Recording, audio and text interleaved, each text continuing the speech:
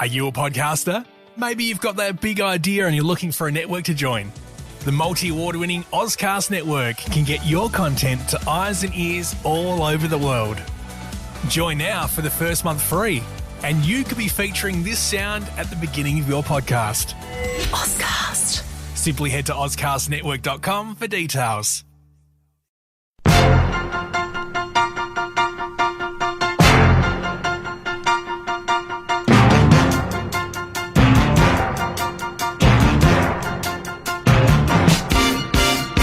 I hope you had a very nice weekend. I really do. I'm Jeremy Cordeaux. Peter Clayton is behind the camera. Peter came in this afternoon. We're recording on Sunday, which is a very warm day here in Adelaide, I must tell you. He came in, we're recording Monday and Tuesday's shows, and Peter came in and he said, "Did you know that Anne Margaret had died?" Now, I didn't know that Anne Margaret had died, but when we looked it up, Pete, apparently she died 6 months ago. Well, May last year. May last year. Yeah. Now, I don't know why that didn't resonate. She was 82. 82. And Harold Mitchell, I hear this morning, one of the great names in advertising in Australia. He built an enormous advertising empire. Sadly, he died. He was 82. You know, look, as I say, God gives us the 70 and 10, and everything else is a bonus. So, what are you hoping for, Pete? Well, we're both on borrowed time. Look, I would like to make 90. I think 90 is an honourable goal. Yeah, but it's not the years in your life, it's the life in your years, as we often say.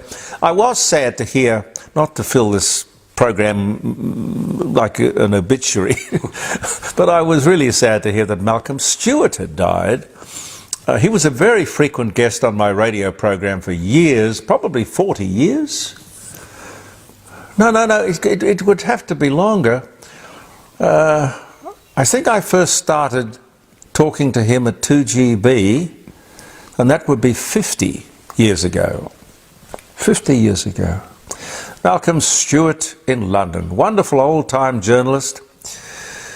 When I was doing nights on 5AA, and not all that long ago, we took his syndicated segment every single night, always interesting. He was a great royal watcher, apart from anything else. But he always found these wonderful, quirky little stories. The share market, if you follow that kind of thing, is on the up and up. Standard & Poor's broke through the 5,000 barrier for the first time on Friday. As I say, if you're a viewer of these things, you watch these things going up, but you know whatever goes up comes down. I don't know the difference between the share market and going to the casino, frankly. But they tell me there's a difference. Even though Labor successfully wedged the coalition over this tax business, the third stage tax cuts in the last few days, it does throw up a fantastic opportunity for Peter Dutton and Angus Taylor, the Shadow Treasurer, to go to the next election with real tax reform. Don't tinker with it, really reform it. It's clapped out, it's not fit for purpose. Simplify it. Well, you know, the tax lawyers and the 4 big consulting companies, they'll be hopping mad. But no one else. Australian tax law is now 14,000 pages long. I wonder when that penny's going to drop. 14,000 pages long. They could, the coalition I mean, move away from taxing energy, ingenuity and effort to consumption taxes, at least apply them to everything. Lower, simpler, fairer taxes. It's a very good war cry for the Libs. I think that would resonate at every level, every bracket. Then they could take the pressure of having to raise so much money by going through every line of expenditure. Now, when was that last done? Probably never.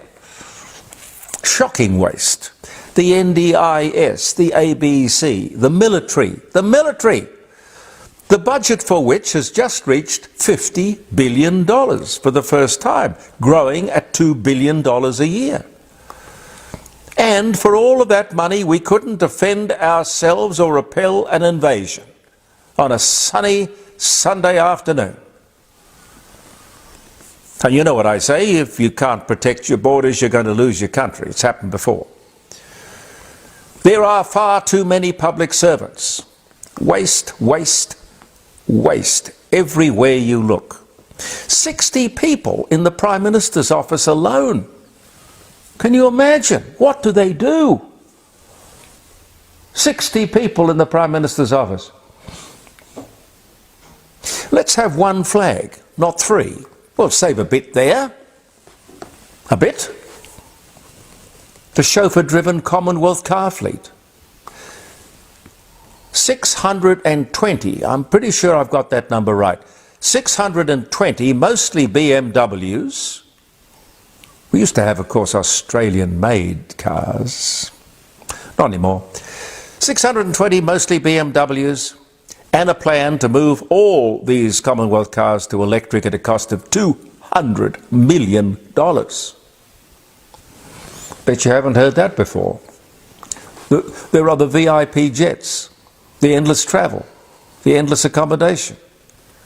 Then, of course, they could get creative. The coalition could get creative coming up to the next election. Enable people to access superannuation, to buy a house, the best investment that you or I will ever make, and yes, that does include superannuation. The unions wouldn't like that because they control so much industry super money. They want that to stay right where it is, thank you very much. Make inflation tax deductible. Now, we have a shrinking tax base. We need to encourage people to work longer. So, once retired, people on a pension can earn what they like without it affecting that pension. Perfect. Reward and incentive. That's not going to cost the government anything. It's actually going to make money because these retirees are going to be paying tax.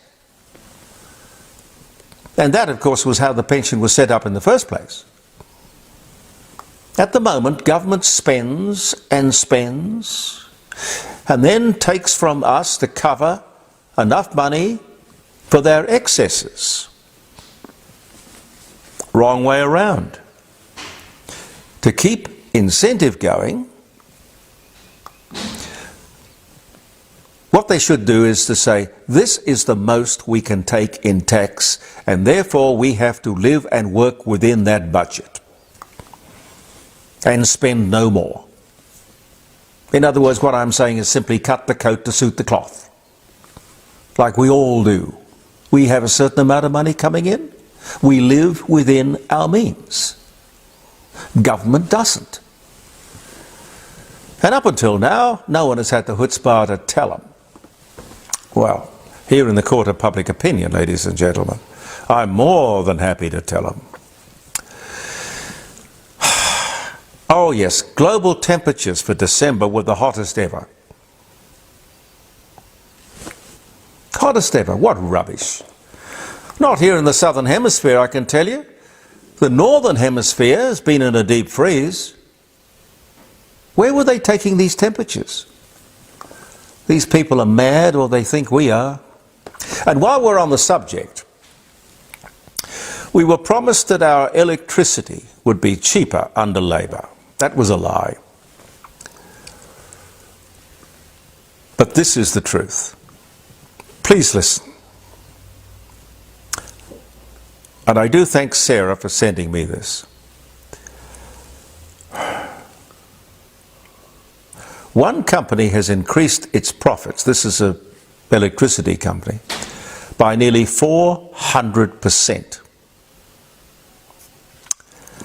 one electricity provider increases its profits by 400%. Albo, your policy at work? No accountability, no apology.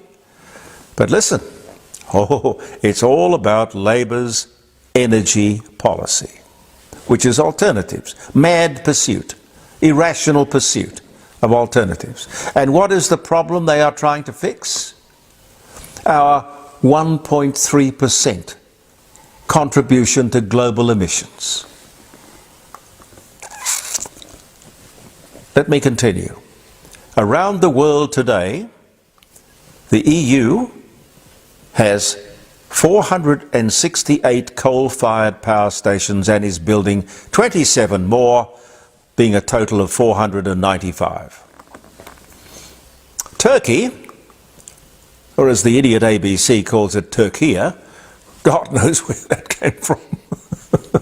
Amazing. Turkey has 56 coal-fired power stations, building 93 more. That's a total of 149. South Africa has got 79 and is building 24 more. That's a total of 103. India has 589 power plants and is building a further 446, total of 1,035. The Philippines, they have 19, building another 60. That's a total of 79. Am I getting through to you? South Korea has 59 coal-fired power stations and is building 26 more. That's a total of 84. Japan, 90, building another 45, total 135. China, whoa, okay, China, hold it. They have 2,363 coal-fired power stations and, of course, a booming economy and cheap energy. They are building a further 1,171 power stations, giving them a total of 3,534. We come to Australia. We have 6. Well, yes, we have 6, but we are planning to shut them all down. We are shutting down our remaining 6 power stations. Do you know why we're doing it? To save the world. Yeah, what a wonderful difference that's going to make. And we elected these idiots. It's totally amazing. Pursuing net zero emissions at a cost of $3 trillion is about as sensible as spending $40 billion on closing the gap, trying to provide 1% of the population who choose to live remotely with modern first world facilities. You know, hospitals, health centres, universities, high schools. Like all of us, they have a right to choose where they live and how they live. Nothing to do with the taxpayer. My only worry is, can we survive another 12 months with this crap? That does worry me. One of our sponsors in the Court of Public Opinion here is Jim Elder. And I would like to remind you just quickly that he is getting ready for his April and May. Well, it's sort of in the middle of March. His sales are fantastic. They are broadcast or online throughout the world, so he's got buyers absolutely everywhere, so he can guarantee you the best price. But these upcoming sales of well-known Australian artists and international artists, he always brings fantastic money for the people who put paintings in his sales. He's looking for entries. So if you'd like Jim Elder from the famous Elder Fine Art Gallery to come around and give you an obligation-free appraisal, he'll be very happy to organise that. He's looking for this upcoming March and April sale, Australian and international paintings, and I don't know, you may have something on the wall that you've been taking for granted forever, or you may have something hidden away, something that your great aunt left you because she kind of thought it was valuable, but you never liked it, but you didn't know what to do with it. Look, it could be worth a lot of money. Just have a talk to Jim. Sell it. No harm in finding out. Anyway, Jim Elder's beautiful art gallery is 106 Melbourne Street, North Adelaide. They're open Monday to Friday from 10 a.m. to 5 p.m. All you need to do is call Jim on 8267. You got a pen? I never go anywhere without my pen. True. 8267 2869. Or his mobile is 0417 811184. I'm pretty sure I've got that right. 0417 81184. And I did tell you about that Hans Hyson that was up at the sale December that he got for someone who didn't really think it was worth too much at all. $28,000, nearly $29,000. Great. A great investment. Peter, you going to sing us a song later? Yeah, if you'd like me to, yeah. What do you do? Well, it's a song I've recorded called Never Be Mine. Never Be Mine. Never Yes, Be Mine. I know that. I've heard that. That's very pretty. That's not the one with Just Married at the end, is it? No, no. You'll have to do that one day as well. I can do that. That's very pretty. Yeah. A crackdown on dodgy training colleges. I might leave you with this one. Dodgy training colleges. Is nothing safe? The providers are in the hands of crooks. Isn't that what Bill Shorten said about the NDIS? I think he said organised crime. I think that's what he said. Organised crime, which presumably happened under his watch. Where is the ministerial responsibility? How did such a thing happen, Bill, under your watch? You pointing it out doesn't seem to remove it. And this Aboriginal funeral fund, I don't know if you've heard about this. We were talking about it around the dining room table, the broadcast, jeremycordeaux.com, last Friday morning. But Frank Pangello and I were talking about it. It's been going on, this funeral fund, for 30 years, aimed at Aboriginals, presumably run, well, I would have thought, by Aboriginals. It fell over 2 years ago. The previous government wouldn't bail it out. But not this one. Nah. It's going to cost us near $100 million to compensate those poor victims. Linda Burney, the minister, said Friday morning, oh, this whole thing was a scam. God. And it went on for 30 years without anybody noticing? In the Aboriginal community, there were no questions asked. Warren Mundine, I was talking to on Friday morning, said it was a shocking indictment of process and government.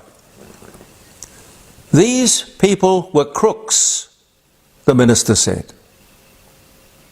These people running this funeral fund. Really, minister? You are the minister. So like the crooked NDIS providers, no action from government, no one goes to jail, no attempt to arrest the directors. Oh, she said, they're not around anymore.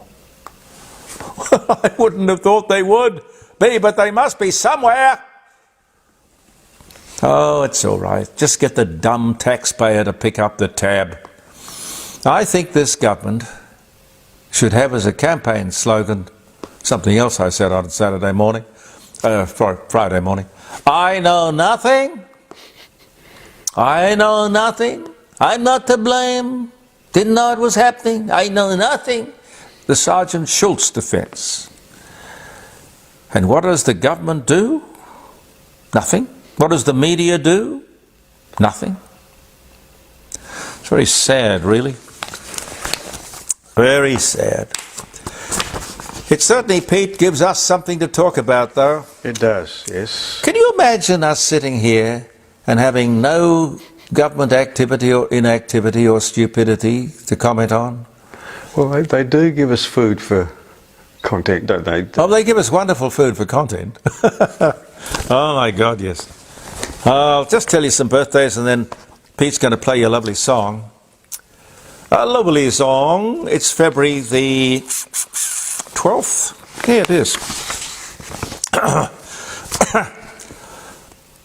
The first injection of penicillin into a patient by British physician Charles Fletcher at Radcliffe Infirmary in Oxford, England, on this very day in 1941. And before this day, I thank God they got it into circulation or use before the end of the war. Because the only thing they had before penicillin was, I think, sulfur. So it was an amazing invention, and largely a South Australian invention. 2019 on this day, NASA data shows that the world, oh, I love this one. That's only a couple of years ago. 2019. The world has got greener, according to NASA. And they'd know because they're up there quite a bit of the time. 5% more leafier since the early 2000s, mostly due to tree planting in China and intensive farming in India. We're getting greener. I like that. Anna Pavlova, Russian prima ballerina and choreographer and namesake for the fabulous Australian dish, which we kind of pinched from New Zealand, I think. I can't remember. That's what they claim. That's what they claim. They claim all sorts of stuff in New Zealand. Born in St. Petersburg in Russia, died 31, born 1881. Charles M. Schulz, American cartoonist on this day. Peanuts, you would like Peanuts, I'm sure. Dies of, sadly, colon cancer at 77, the year 2000. Captain James Cook.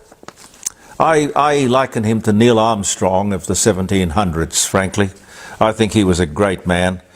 Captain James Cook arrives at Queen Charlotte Sound in New Zealand aboard Resolution on his third trip to the Pacific Ocean on this very day in 1777. And sadly, on this day, same day, 2 years on, he was killed in the Sandwich Islands, which of course were the Hawaiian Islands. That year was 1779. Abraham Lincoln, the 16th US President. He was born in Hardin County, Kentucky, 1909. I love Abraham Lincoln as well. And Winston Churchill becomes the Prime Minister of the Colonies in 1921. Gee. Well, actually, to be quite honest with you, it was he becomes Minister of the Colonies, not Prime Minister, I'm sorry. I got overexcited.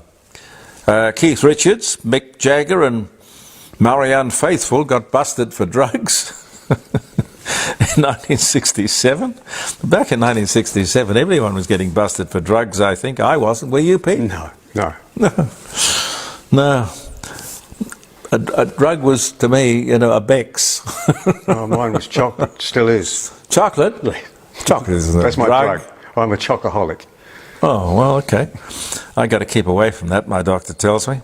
Lorne Green, his real name is Lion Calm Green. I never knew that. Canadian actor. He was born 1915. He was in, of course, Bonanza. He was Ben Cartwright in Bonanza. He was in Battlestar Galactica, born in Ottawa, in Ontario. He died in 87, born 1915 on this day. Had a wonderful voice. I think he spent a bit of time being a sports journalist, a sports commentator before he was an actor. A good radio voice as well.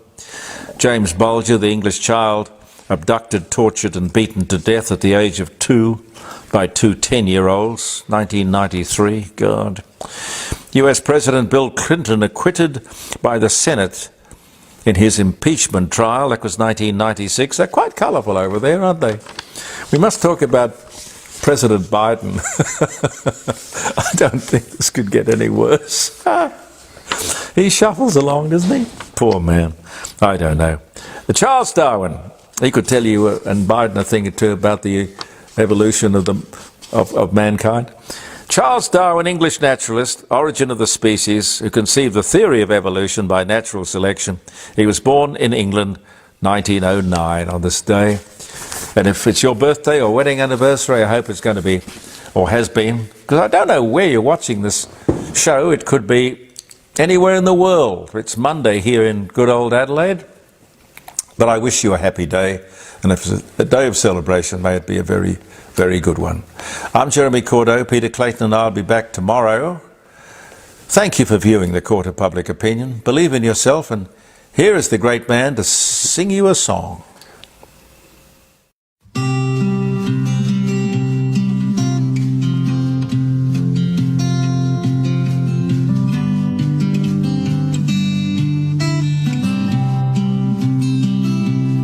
Angel love, only you and I know.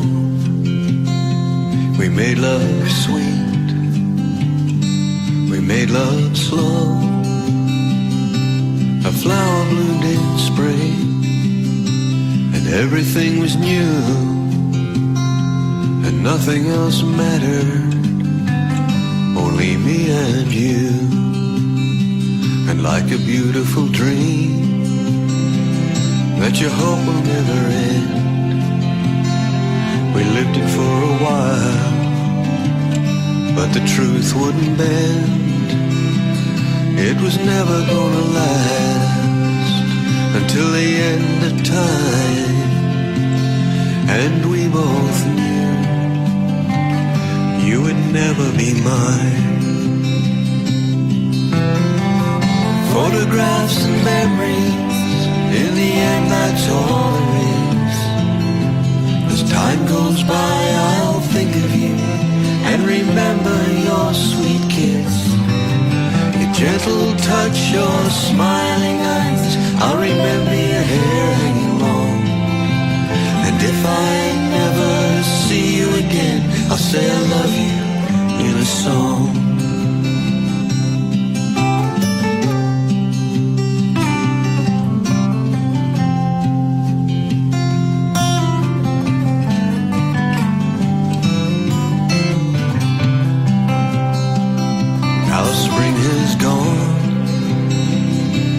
Summer's fading fast, it's a circle game, and all things must pass.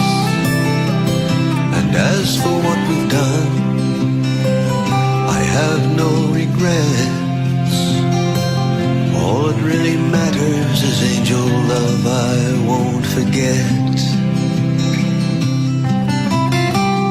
Photographs and memories, in the end that's all there is. As time goes by I'll think of you and remember your sweet kiss, your gentle touch, your smiling eyes. I'll remember your hair hanging long, and if I never see you again, I'll say I love you in a song.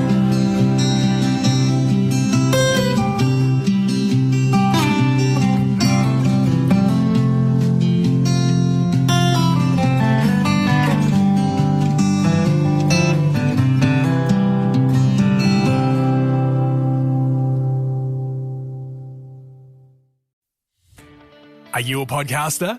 Maybe you've got that big idea and you're looking for a network to join. The multi-award-winning Ozcast network can get your content to eyes and ears all over the world. Join now for the first month free, and you could be featuring this sound at the beginning of your podcast. Ozcast.